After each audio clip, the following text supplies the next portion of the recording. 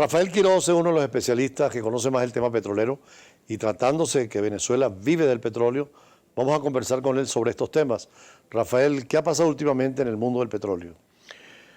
Bueno, en el mercado mundial petrolero hubo un acontecimiento bastante interesante que fue la reunión de la OPEP el pasado 30 de noviembre, donde se volvió a llegar históricamente a un acuerdo, acertadamente también, de 1.2 millones de barriles por parte de la OPEP y 600.000 barriles que se le van a adjudicar a los productores independientes.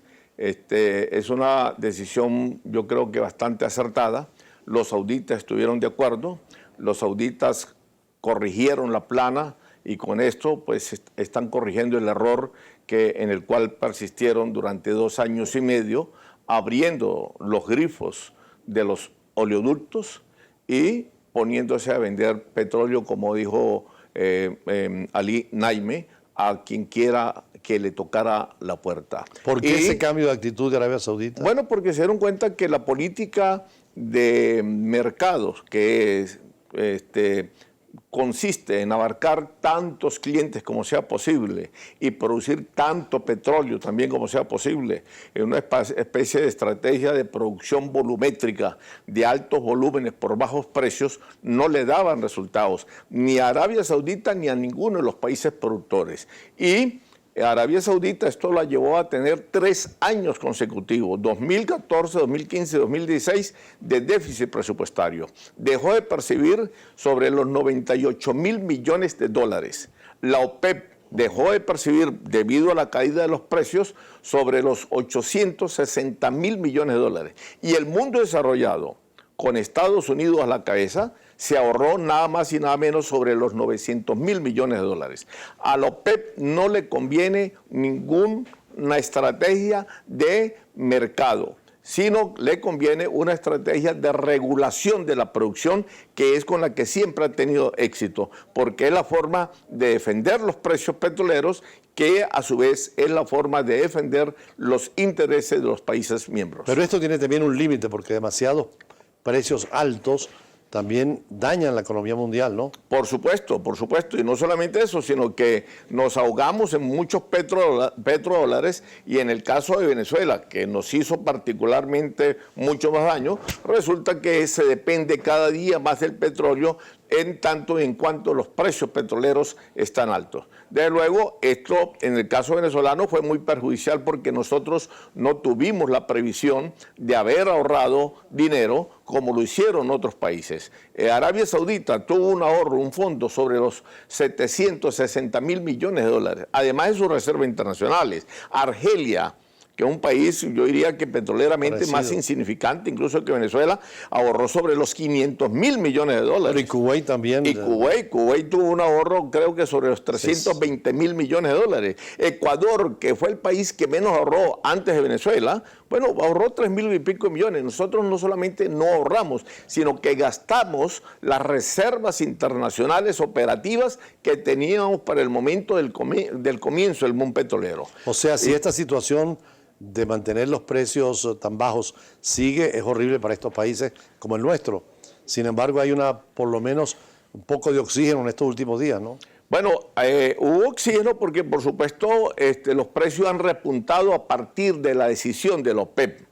Yo diría que la racionalidad y la sindéresis retornaron a la OPEP gracias a que Arabia Saudita bajó la cabeza, porque se dio nuevamente con, como decimos en criollo, con las puertas en las narices.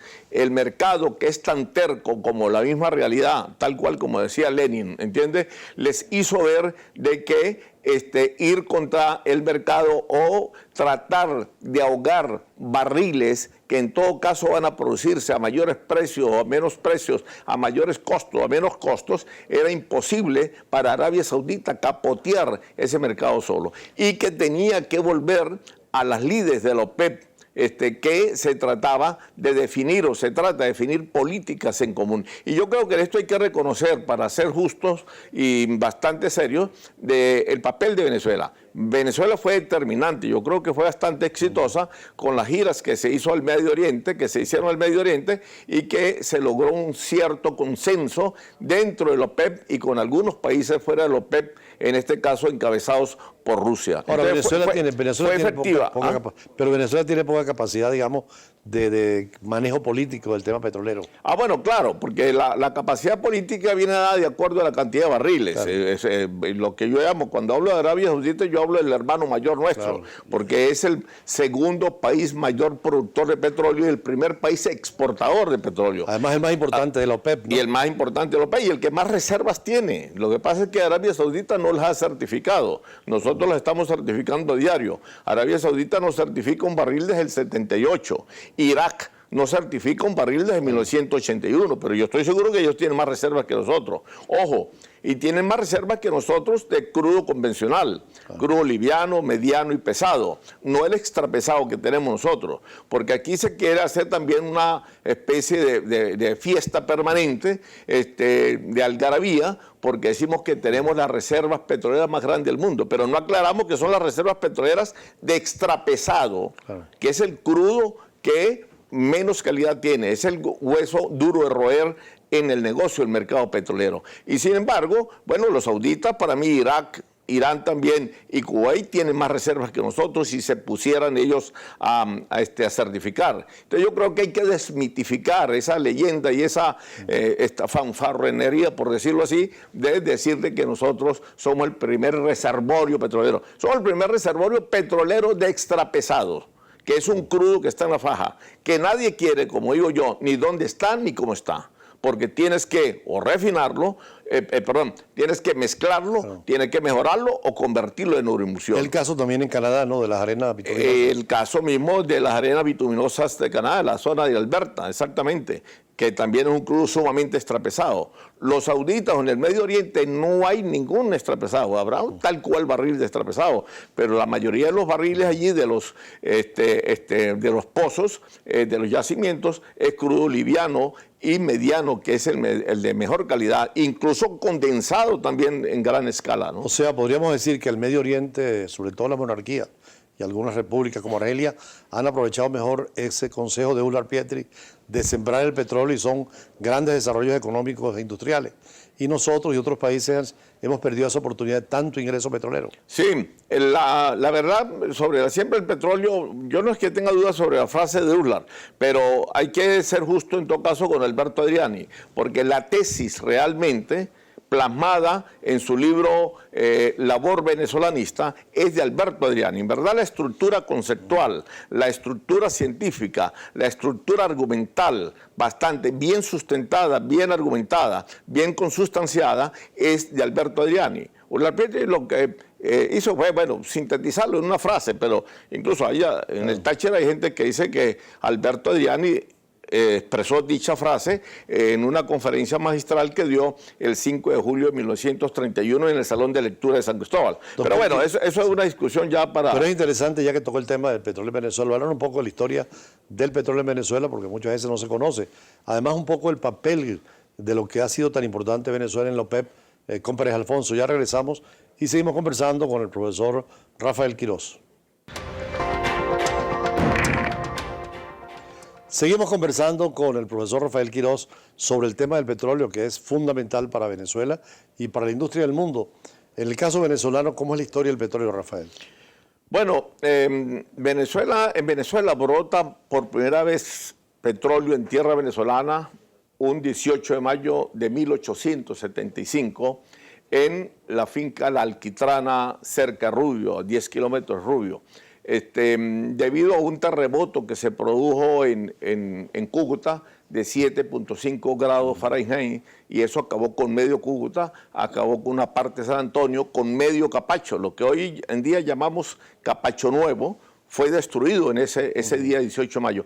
Esas vibraciones, o mejor dicho, esos efectos sísmicos se hicieron sentir en Rubio, y allí fue cuando brotó por primera vez crudo en tierra venezolana. Ya había habido otras expresiones de petróleo en Estados Unidos, ¿no? Sí, sí, no. Bueno, sí, en Estados Unidos en 1859, en Pensilvania, se perforó el primer pozo petrolero en el mundo por el ingeniero norteamericano Edwin Drake. Y bueno, a partir de allí, por supuesto, empezó bastante el auge petrolero en Estados Unidos y en Venezuela muy incipientemente, en forma muy artesanal y muy primitiva, pero se constituyó 3 años después, en 1878, la primera compañía petrolera venezolana que se llamó la Petrolia del Táchira. Se dieron las concesiones a partir de 1882.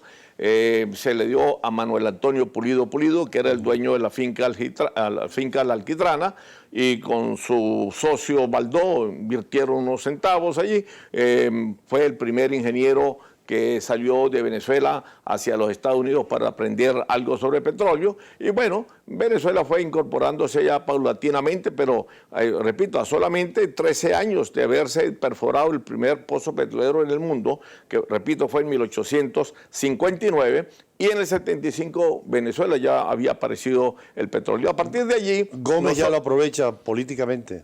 Cipriano Castro y Juan Vicente Gómez, porque a finales ya del siglo antepasado empezaron a llegar las primeras compañías petroleras extranjeras o internacionales, y empezaron, Cipriano Castro entregó también unas concesiones, y Gómez ni se diga, pues. La danza de las concesiones, como la llamó Rómulo Betancourt en su magnífico y magistral libro llamado Venezuela, Política y Petróleo. Esa danza de las concesiones la otorgó Juan Vicente Gómez a diestra y siniestra a todos los familiares y amigos de él, a todos los tachirenses que se presentaran por aquí, les entregaba un pozo petrolero, y esos venezolanos a quienes se le adjudicaban esos pozos, pues simplemente se lo alquilaban o se lo vendían a las transnacionales. Resolvían su vida económicamente ya para siempre, y las empresas petroleras, sobre todo las 7 hermanas, empezaron a acentuarse bastante en Venezuela. Ahora, en el Medio Oriente es una historia distinta. Ahí también ya las potencias, sobre todo Francia e Inglaterra, terminada la Primera Guerra Mundial, ya visualizan un petróleo que puede ser utilizado geopolíticamente. Claro, en el Medio Oriente empieza sobre todo a acentuarse a partir de la conferencia de Ashnakari, que fue en agosto de 1928 en el norte de Escocia, donde se reunieron las grandes compañías europeas y norteamericanas. Y allí fue, a partir de allí fue que se constituyeron las 7 hermanas, y allí fue la distribución del mundo en términos petroleros se hizo allí, así como se dividió el mundo a partir de la Segunda Guerra Mundial, de la conferencia de Yalta, con los 3 grandes, con Churchill, Roosevelt y Stalin. Bueno, igualmente en 1928, en la conferencia de Ashnakari, en ese encuentro, bueno, se repartieron el mundo en términos petroleros, y al Medio Oriente empezaron a llegar, por supuesto, en toda la parte del Golfo, de los 8 países que conforman el Golfo Pérsico, de los cuales 6, por cierto, forman parte de la OPEP, y donde para mí están los yacimientos más grandes de petróleo del mundo. Bueno, es que dicen que el fin de la Primera Guerra Mundial fue también motivado en esa presencia británica y francesa en el Medio Oriente por el petróleo. Así es. Y sobre todo, no solamente en el mundo árabe, sino también en Irán. Así es. El caso de... Bueno, de hecho, los cronistas, tanto de la Primera y Segunda Guerra Mundial, dicen que las 2 guerras no hubiesen sido posibles sin el petróleo, y que la Primera Guerra Mundial se elaboró o se significó sobre un océano de petróleo, pero mucho más la Segunda Guerra Mundial, porque a partir de la Segunda Guerra Mundial, del significado fundamental, importantísimo, histórico que obtiene el petróleo en aquel momento... Ya los barcos y los aviones y los tanques... Claro, exactamente, no podían moverse. Las grandes potencias en la Segunda Guerra Mundial no podían moverse sin combustible, por supuesto. Y a partir de allí fue cuando el mundo desarrollado se dio cuenta de la importancia de esa materia prima desde el punto de vista armamentista, desde el punto de vista militar, desde el punto de vista de la confrontación. Es decir, adquirió el petróleo una importancia geopolítica que hasta el momento no lo había tenido. Venezuela en ese caso estaba más bien alejada de los grandes conflictos, aunque en la Segunda Guerra sí hubo cierta importancia, ¿no? Exactamente, sí participó en el sentido de que suministró ya, pues éramos nosotros el primer país productor, prácticamente el primero o segundo país productor de petróleo en el momento de la Segunda Guerra Mundial. Éramos el primer país exportador, y por supuesto Venezuela contribuyó en ese sentido, pues.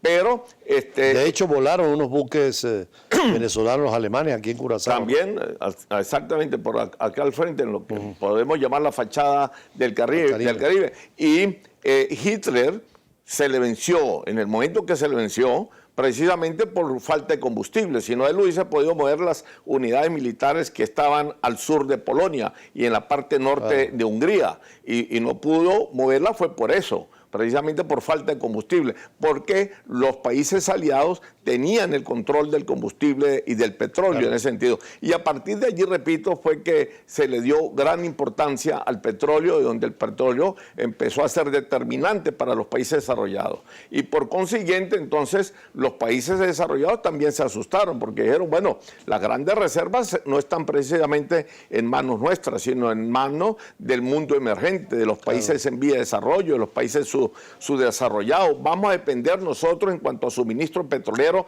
de toda esta gente, de todos estos locos o qué sé yo, y de todo este mundo subdesarrollado. Entonces fue cuando empezaron a la búsqueda de las energías alternas, pues.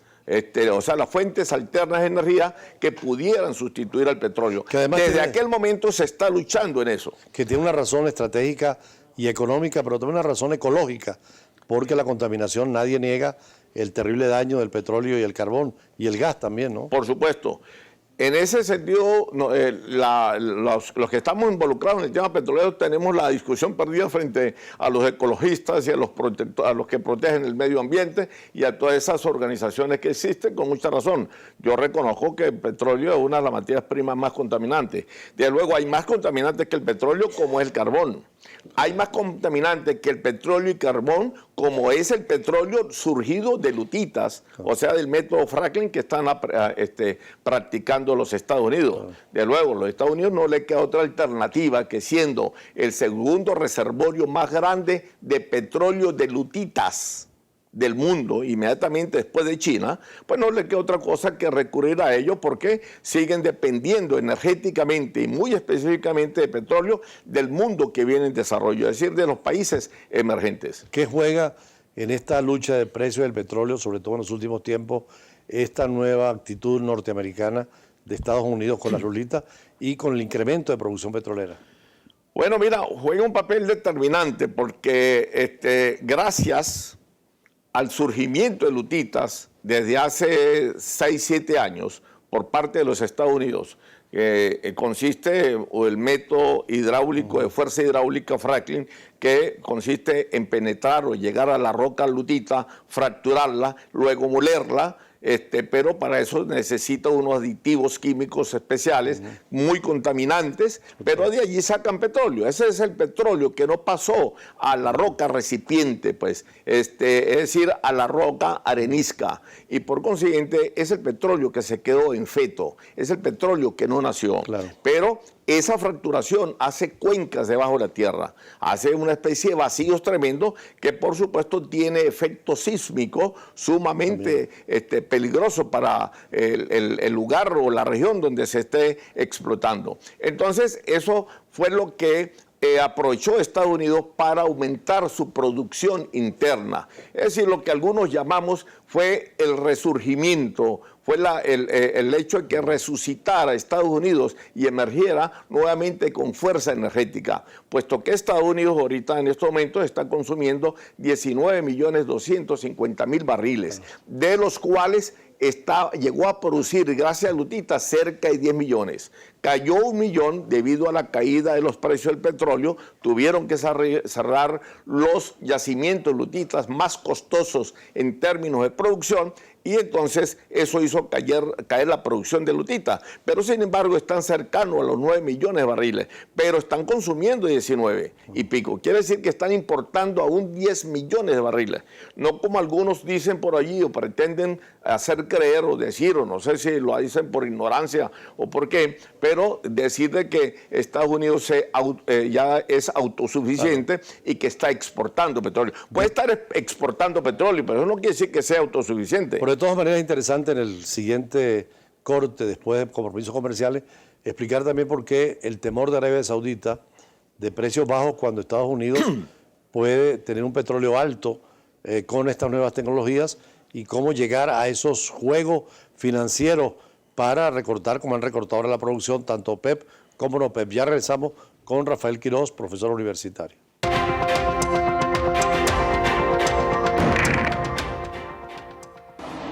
La decisión de la OPEP de reducir la producción de crudo no ha tardado en traducirse en una subida inmediata del precio del barril.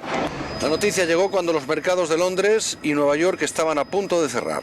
El tipo Brent subió un 5,91%, el tipo Texas un 5,32%. Los países productores acordaron rebajar a 32,5 millones de barriles la producción diaria durante 2017 para forzar una subida de los precios del crudo que han registrado una espectacular caída en los 2 últimos años. El acuerdo debe aún refrendarse en Viena el próximo 30 de noviembre. Importante preguntarle entonces al profesor Rafael Quiroz, esta última decisión de los países OPEP-no OPEP, ¿cómo llegan racionalmente a aceptar la situación? Y ya vemos que los precios han subido. Sí, cómo no. Bueno, esto nos demuestra precisamente de que para la OPEP o para los países eminentemente productores y exportadores de petróleo, la mejor política petrolera es la política de regulación de la producción. ¿Sigue vigente la OPEP entonces? Sigue totalmente vigente, no como algunos pretenden hacer ver de que ya no existe, que la OPEP ya no tiene peso, que no tiene importancia, que no significa mayor cosa en el mercado. Aunque ha bajado su importancia, ¿no? ¿Ah? Ha bajado la importancia. Es muy relativo, todo depende de las circunstancias. Lo que pasa es que eso está también sometido un poco a los vaivenes y a las circunstancias, a elementos geopolíticos, a conflictos internos, a disciplinas. Sí, la situación de Arabia Saudita e Irán, por ejemplo. Las circunstancias. Eso de Irán a Arabia Saudita es un drama para ellos. Pero por supuesto, y eso no estaba planteado, por ejemplo, para nada cuando se fundó la OPEP aquel 14 de septiembre de 1960. Entonces los tiempos han cambiado, pero la OPEP sigue teniendo importancia. Usted no va a decir que no es importante la OPEP cuando tiene 14 países eminentemente productores y exportadores de petróleo, cuando tiene el 85%, mi estimado embajador, de todas las reservas probadas del mundo. Cuando de los 96 millones de barriles que se producen en el mundo, la OPEP produce 42. Los 36 que usualmente se dicen que es crudo convencional, liviano, mediano y pesado, los produce la OPEP. Pero si aparte de esos, liviano, mediano y pesado, usted le suma lo que produce la OPEP en condensados y en productos líquidos, el gas natural, da un total de 42 millones de barriles, 96. Eso estamos hablando casi del 45%. Entonces, a mí me parece absurdo oír a algunos colegas economistas, bueno, así no sean petroleros, pero por lo menos deberían saber de que una organización que tiene el 45% de la producción mundial tiene peso. Que ¿Por qué México no ha ingresado a la OPEP? Y que aparte de eso, tiene casi el 60% del comercio internacional de todos los hidrocarburos del día a día. Ahora, México, ¿por qué no ingresa a la OPEP? México, yo la comprendo en tanto y en cuanto la vecindad que tiene con Estados Unidos, o sea, por razón netamente geopolítica, porque usted sabe que Estados Unidos nunca, ni ningún país desarrollado, ha visto con simpatías la organización de países exportadores de petróleo OPEP. Y México, por supuesto, anda con mucho cuidado. México asiste a todas las reuniones de la OPEP en Viena. No se pela ninguna como observador y le hace el seguimiento al mercado, monitorea el mercado a través de las oficinas que controlan el mercado petrolero en la OPEP allá en Viena. Yo creo que no, lo de México se explica un poco por aquella frase que usted puede ayudarme un poco a buscar, doctor. Algunos se la acreditan a Lázaro Cárdenas, a otros a Pancho Villa, a Zapata, que dice, oh pobre México, tan cerca, tan lejos de Dios y tan cerca de los Estados Unidos. Sí. Eso yo creo que explica un poco, no para justificarlo, pero sí para comprenderlos cuál ha sido el problema. ¿Qué otros países del tercer mundo no son miembros de la OPEP? Y que pudieran. Bueno, mira Kazajistán, Azerbaiyán, las nuevas repúblicas socialistas. Esas tres repúblicas, Brasil, Colombia podría entrar. Ahora ya llega una producción. Colombia está produciendo sobre 1 millón de barriles, que nunca lo había producido, y está dependiendo del petróleo, no tanto como nosotros. Pero Brasil, ¿cómo es la perspectiva? Pero Colombia, mire, el 56% de las exportaciones petroleras de Colombia, eso casi muy poca gente lo sabe, vienen del petróleo. ¿Y el último punto, Brasil, qué va a pasar con el petróleo? Brasil tiene grandes yacimientos en la zona de Presal. Esa es la parte del Atlántico frente a las costas de Bahía y de Sao Paulo y de Río Janeiro.